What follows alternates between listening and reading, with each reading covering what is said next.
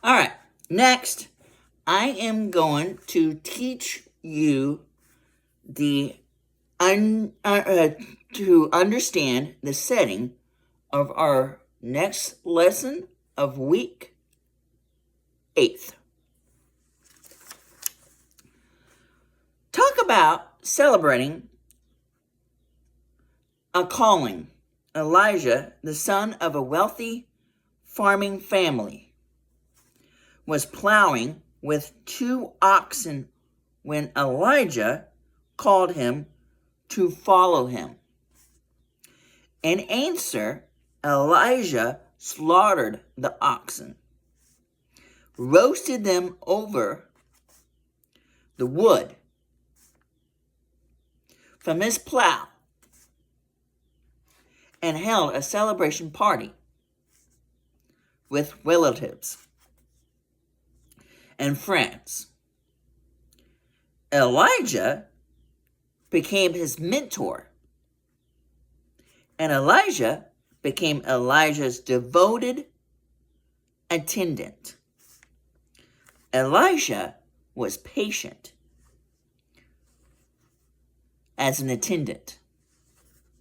First mentioned in his appointment as Elijah's successor in chapter 1 of Kings. The book of Kings, chapter 19, verses 19 through 21. His name doesn't appear again until the book of 2 Kings, chapter 2, verse 1. A period of 4 years, both prophets were fearless and did not hesitate to deliver God's message that was unpopular to Israel's kings. Yet, they had different rules and styles. Elijah was always in battle with political powers. He was a loner and lived in caves in the desert. He had no servant. Elijah was friendly with those in power without compromising his focus on the sovereignty of God. He stayed in cities and even had a home in Samaria. He had a servant, Elijah, was accessible to the people. And the miracles he performed often were in response to the needs of poor people or groups in crisis. But always Elijah focused on the need of the nation to return to God. Both Elijah and Elijah were powerful prophets. Elijah called down fire from heaven and parted the Jordan River. When God took Elijah away in a whirlwind, last week's lesson, if you remembered,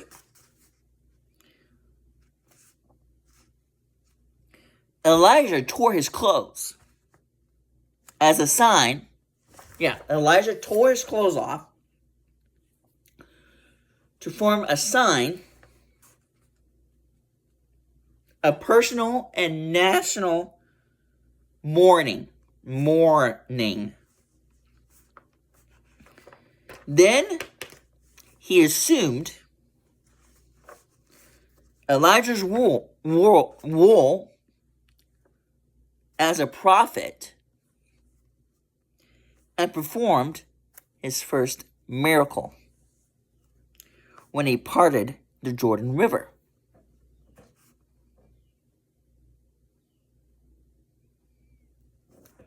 By striking it with the mantle that Elijah left behind. Elijah was like Elijah, and that it took time for the people to accept him as a prophet. He was often in danger from cult followers and was taunted in public. Just like in DW's class, if you were in there, cult followers are considered hypocrites. They're not believers. They always follow Satan. Do whatever he says. But all we need to do is never let the cult followers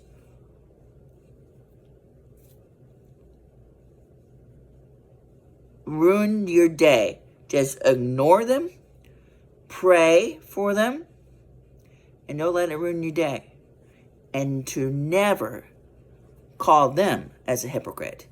It's their decision the only way to save yourself and put your name in the book of heaven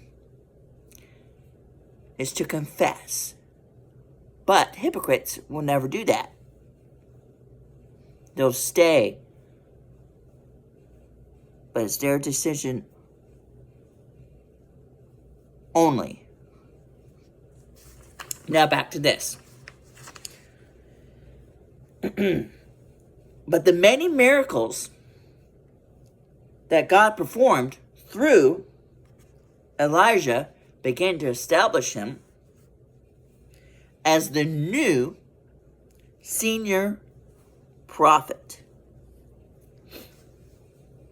His miracles more numerous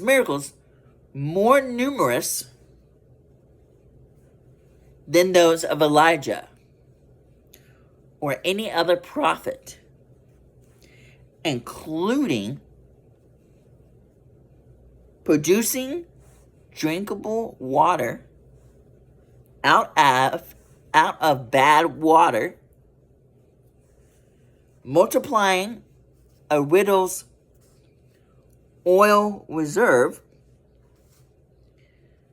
predicting the birth of a child of a barren woman, resurrecting the Shunammite's woman's son.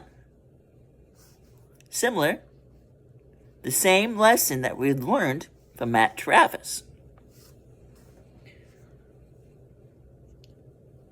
And biting the Aramean army